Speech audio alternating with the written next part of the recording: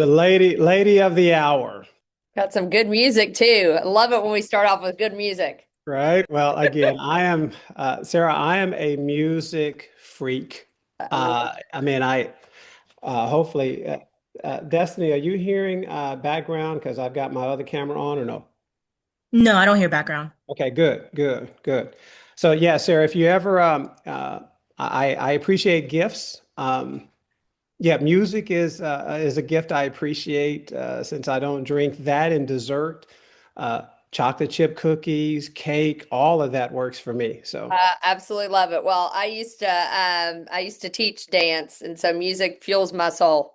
get out of here. Oh Okay. yeah, All yeah. right. Well, now again, are you a native Tennessean or how do you even say that? Yes, I'm a native Memphian. Very Okay. proud of the incredible Memphis, Tennessee. Uh, Okay. Born and raised here, and absolutely love this city. It's a city of soul and grit, and an incredible city. So born and raised here. Yeah, grit, I would definitely give you that. So, well, I appreciate you blessing us with a few minutes of your time because really this 30 minutes goes so quickly that I like to get straight to the meat, Love right? it. So, I think, have you accepted a new role recently? Yes. And if so, give us the Cliff Notes version of how that's now interacting with your world. Because again, So you've got a lot of hats that you wear. I've got a lot of hats. That seems to be a pattern of mine. Mhm. So I love leadership. That's why. But I just accepted role as the regional director for North Texas, New Mexico, Memphis. So I get to work alongside 13 operators, 30 offices, and one of the greatest regions in Keller Williams. So I've got that as of recently, and I absolutely have loved it for the past 30 days. And then I'm also the operating principal out of the Memphis office, and then mega team agent, co-owner with my husband, and expansionist.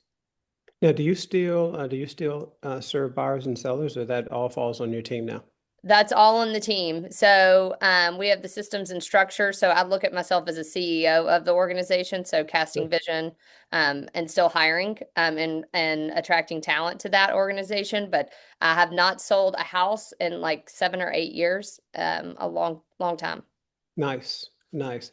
Well, you know what? Then let's step right into a question, say, for the team, because here we are.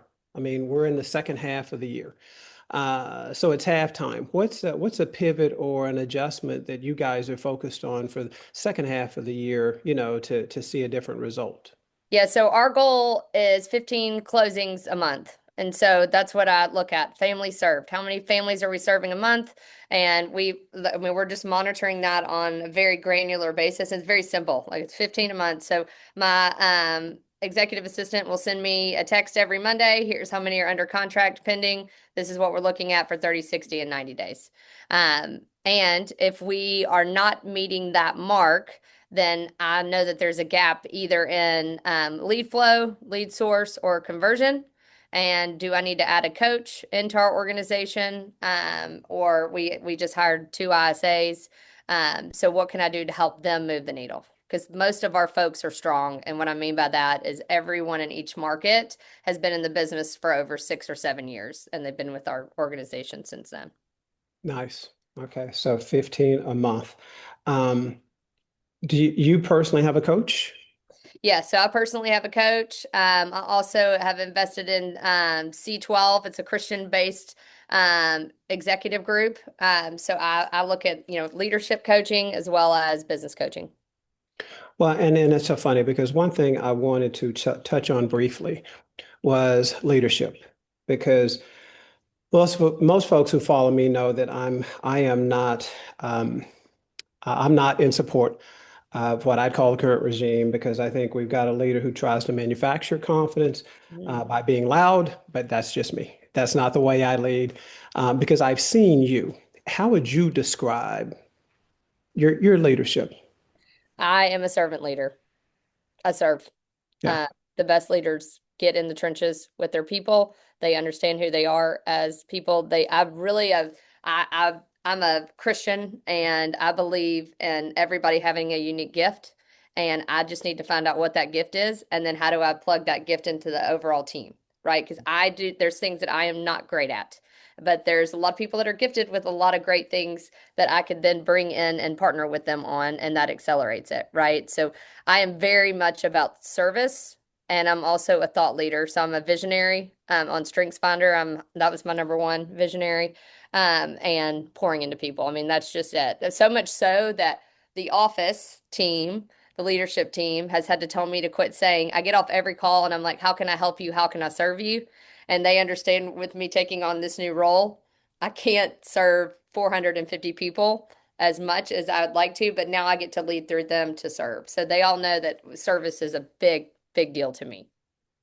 Well, and um, I mean, I knew from Colette about your new podcast. Mm. And so I was so excited about it. And so just last night, I listened to, I think, 6 of your episodes. So again, it's great stuff. And we're going to talk about that briefly. But I think the last one, maybe I missed one, but I think the last one was kind of a Father's Day special. So give it to me quickly, because I heard your brothers. What did you learn from Dad?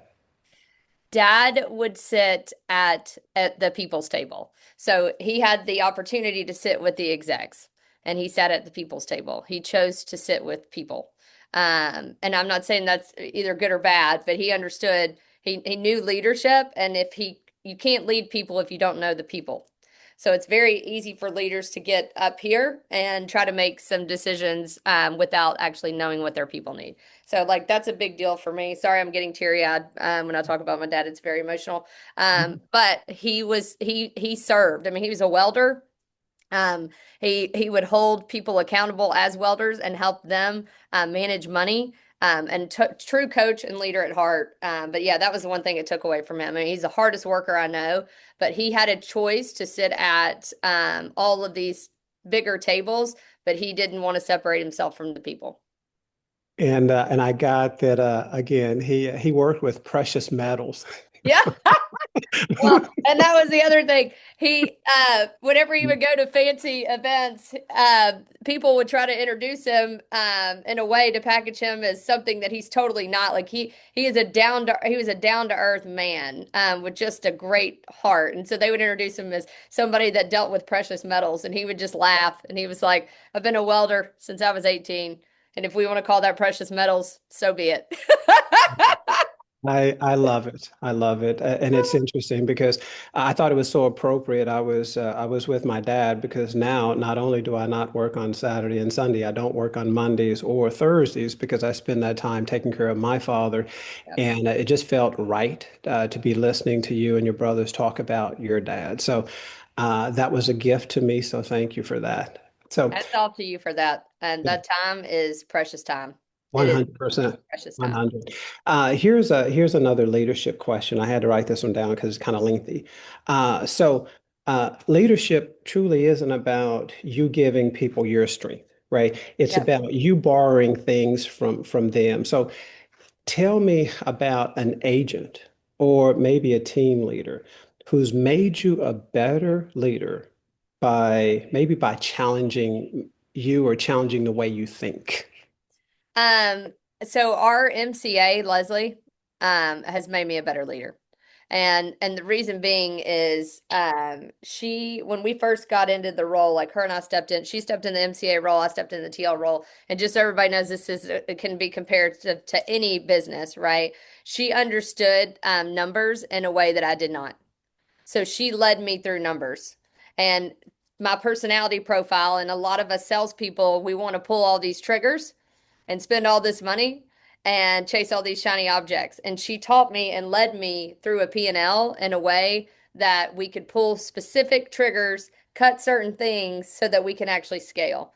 So, I mean, I tell everybody I was definitely a leader and a business professional, but she has taught me finance in a way that I probably would have never stopped to do on my own. Again, she sounds like the perfect teammate for you. Oh, she's And awesome. again, And she and still is with me, and she's a brilliant leader. well, and I think she's your who. Yep.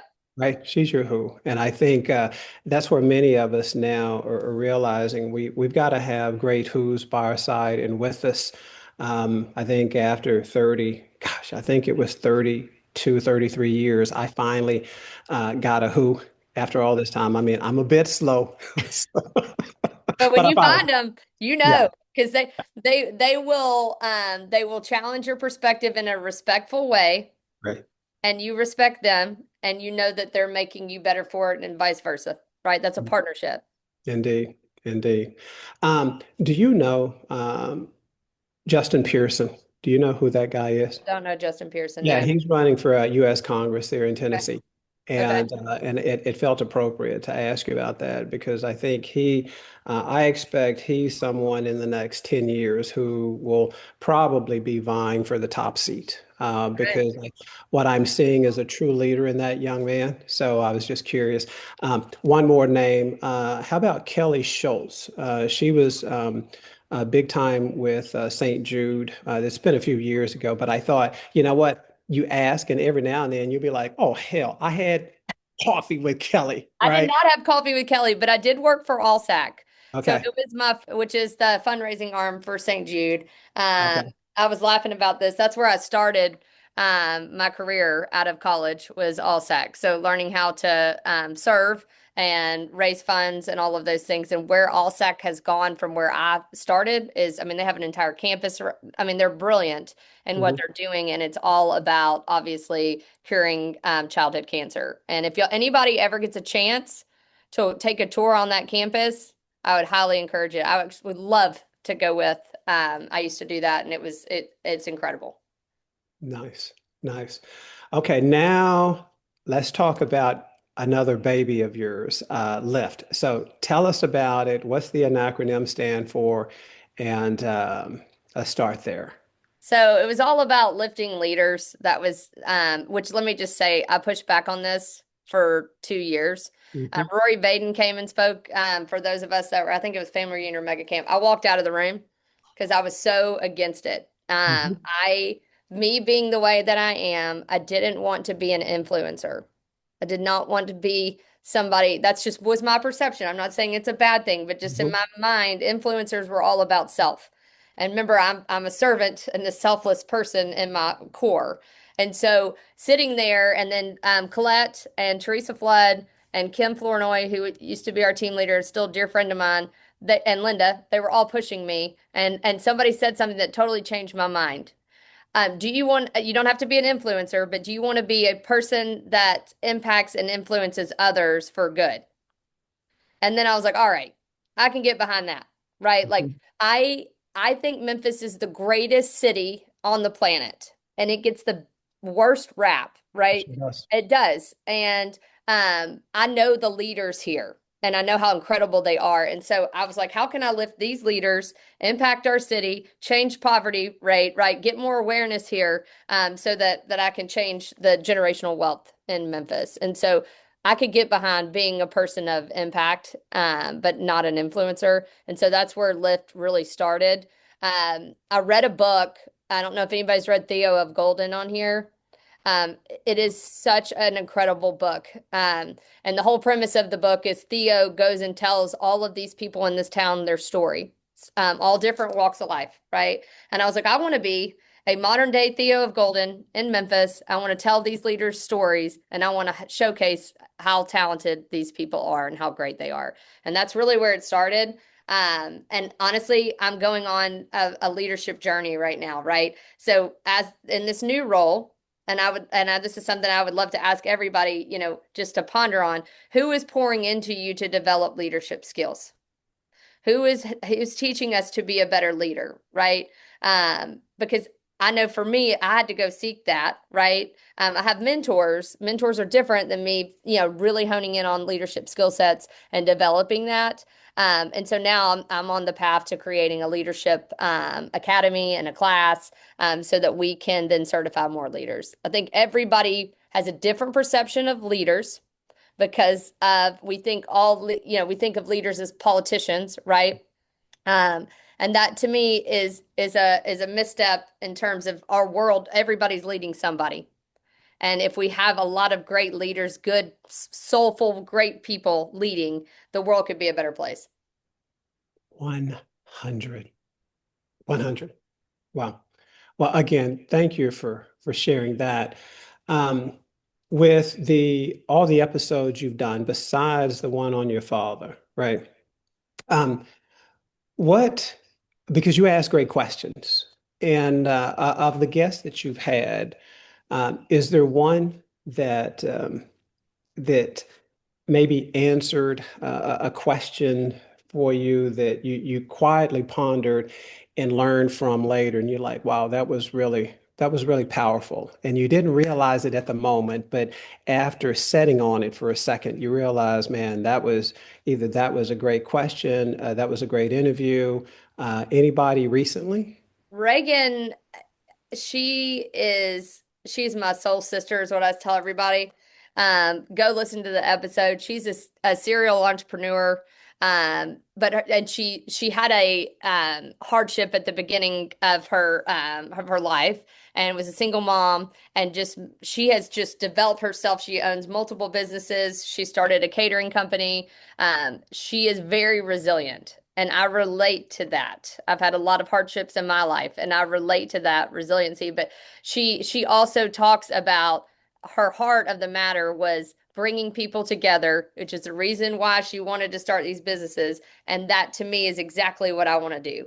I believe in bringing a diverse group of people with all different types of background together, because I love to see everybody's perspectives, and she does as well. And so for me, her and I, we talked for an hour and a half. The footage was only, I think, 50 minutes to an hour. I could sit and talk to that woman for all day long. She's just very wise. And I do know that hardships and being resilient through those times creates a lot of wisdom in someone. So yeah, hers hands down. Another one, JB, who's my trainer. Um, I feel like God put us together. So I show up in January. His sister passed of cancer in October. And so us sharing that grief journey together, you also you learn a lot, you grow a lot when people are grieving at the same time. It just provides this, again, sense of peace, wisdom, and an understanding that time is going to come to an end for all of us. And I believe time is our biggest asset. This is why I tell real estate agents all the time, leverage is critical for you to get time back, because you're not going to get time back with your family and their loved ones. If you let it go, it's not coming back. So true. Wow. This has been powerful. So with the advice part, what's what's one piece of advice that I mean, either people in your world, on your team, in your region, your friends, what's one piece of advice that they're currently ignoring, but they desperately need to hear? I would say keep going. There's hope for everybody. I think when everybody, obviously with 2020 and we were siloed and it was depressing, and I mean, I lost a dear friend during that time to COVID. It was horrible. But there's a lot of times in our life that there's something great on the other side and we quit. Mhm. But if your Before. purpose is anchored and you understand your purpose and your vocation, then you will get through it and you will have something incredibly great on the other side. I wasn't looking for the RD role. And I chose to spend time in the hospital for 9 months with my dad, right? And all I could do at that time was lead generate for the businesses that I own. That was it for 1 hour. And I remember thinking at that time, everything's going to fall because the businesses are all going to blow up because I'm not there. And I wanted to, quite frankly, just, shut it all down. But we didn't. And so then moving forward, I mean, all of a sudden coming out of that season, I'm getting job offers for just different things left and right. And so because my priorities were in line. And so I would encourage everybody, if you're feeling stuck, make a way, find a way. There's always a way. And there's always a person that can inspire you to get to the next step. Don't give up. And I will tell you, in our community, we say push. We Yep. just keep pushing, and it's pray until something happens. Yeah. Right. So again, don't give up. And I think that's what, especially in our industry, I see so many people. I mean, the turnover rate or success rate of new agents. I mean, it's depending on which study you look at. I mean, it's 12%, it's 18%, it's not 20%. And many of them they just quit when they're right about, oh, they're just right about to hit They're it. there. That happened to me, Ben. True story, pulled out of a 401k, not smart, but I did it because I was stubborn and I was going to make a way. And so I pulled out of a 401k and I had a certain amount of time to make it work. So my first 6 months, I didn't sell a house, nothing. Okay. And then from that 6 month to the 12-month mark, I sold over 20 houses Mm, and I almost quit. So, mm, I mean, I went from selling nothing to 20 in 1 year, and then it doubled the next year. And so I just realized, wait a minute, sometimes the sowing season is the most important season, and we like to bypass that season. And mhm. it's the most important time that we can develop ourselves. And that's something that, I mean, that instant gratification, you know what? I think sometimes that's the enemy, Yep. because it took me 9 months to do my very first deal. I mean, And it's brutal. and it was, and it was. Wow. Wow. Yeah, okay, so here's my last question, and then I want to open it up to you because if there's anything on your heart, I want you to be able to share it. You know, in this AI age that we currently live in, I can't even imagine the future, but say in the next 20 years, I mean, AI is probably going to be doing all of our marketing and possibly writing all the contracts and negotiating and all that kind of stuff. What's one human quality that you hope that the Sarah Layson Group will still be known for that technology can't replace? Breaking bread with more people, all people. Like the technology for me, I want it fueling. I heard professor, well, actually, I think he's president of UT Science, actually, say AI should upskill you, not replace you. And that just really resonated with me because I'm like, you know what? If I have this huge tech operating system behind me, I get to go break bread with more people. I get to go get in relationships with more people. I get to go sit in rooms that I probably have not sat in yet. And like, how fun is that? To me, I'm like, I don't have to be bogged down with all this stuff. I just get to Mhm. go serve and be in relationship with people. That is powerful. I heard 50, first dates is what I heard when Yep. you said that. But I think it doesn't even have to be that elaborate. It could be just as simple as, making sure that you get in front of your A plus clients. I mean, I've done this for so long. That's what my transition plan looks like over the next 2 years is to make sure that my A plus clients, they're being served. And I mean, I'm actually spending time with them. We're having coffee, we're breaking bread, because I believe that in my self-retirement, Yeah. that'll keep me as busy as I need to be. That's all it is.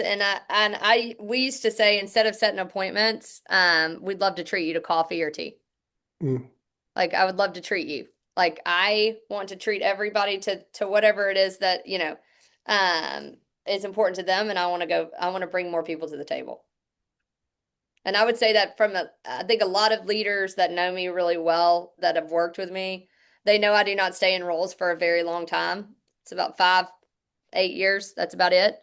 Because if I stop, then I have then created a backlog and other leaders don't have the opportunity to follow behind me and get into a leadership role that they might not have had access to. So I'm just like, how can I keep breaking bread with more people, get into more rooms, and then, quite frankly, get other people at the seat?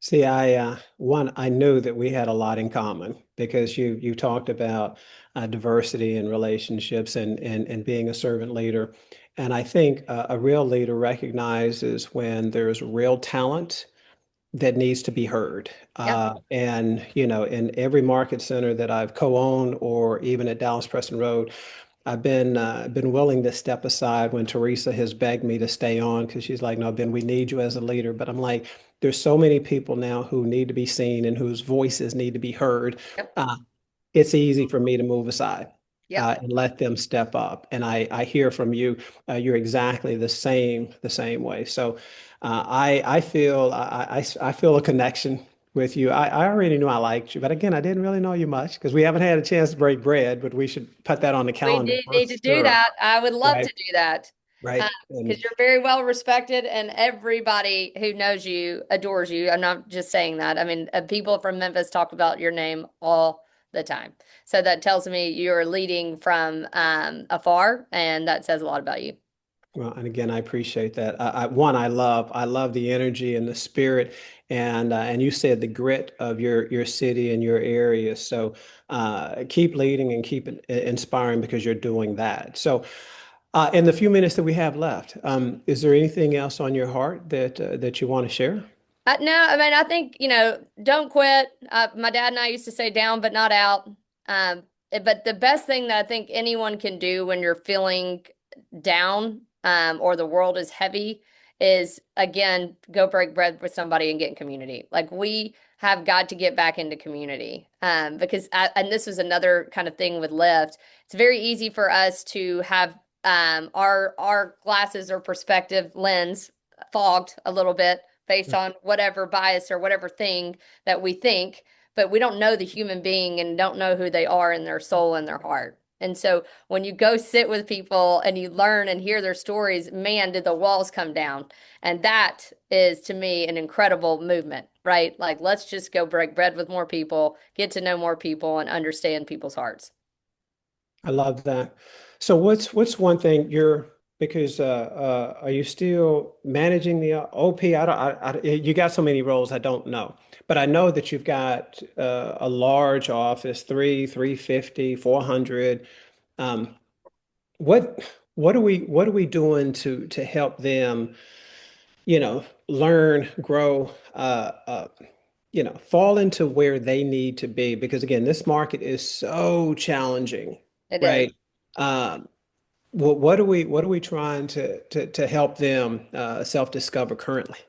Right now, we're reading the AI driven leader. But I lead. I mean, I again run a couple of different businesses, but I lead through others. So I'm like, if I know that something, if I can see something coming, I'm like, all right, we've got to implement this, or I need somebody that's gifted in that area, and I need them to start pouring into our people. So I will hire.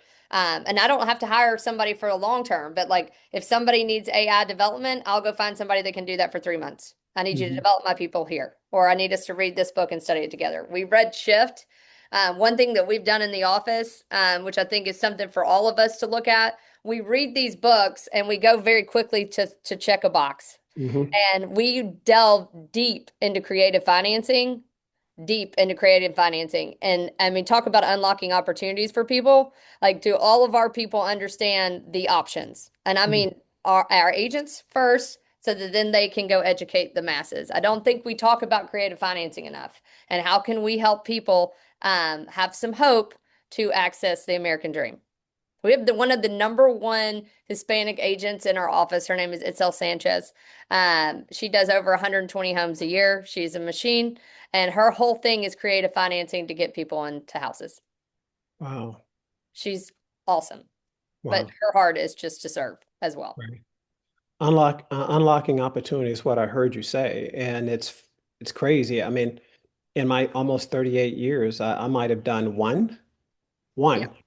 I mean, Uh, go back. I mean, I learned then I went back through because I taught it on Win the Morning and I was like, God, and so then I started to go through it and I'm like, gosh, I've got a lot of development here that I mhm. need. So I stuck with it on our call for 6 months and everybody was like, we're ever going to get off of creative financing. And I'm like, if you can't regurgitate this to the masses, you Mhm. don't know it.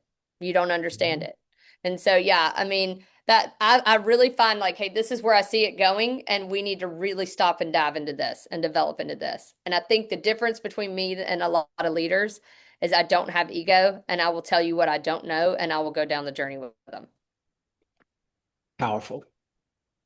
You are amazing. I already know it, but you've just validated that, man. I'm glad that I chased you to get on because I wanted to hear from you. And I think more important, the folks who've been fortunate enough to join in this morning and those that will see it after the fact will learn something, and They won't be surprised, Sarah, I think, by who you are and how you lead and your servant's heart.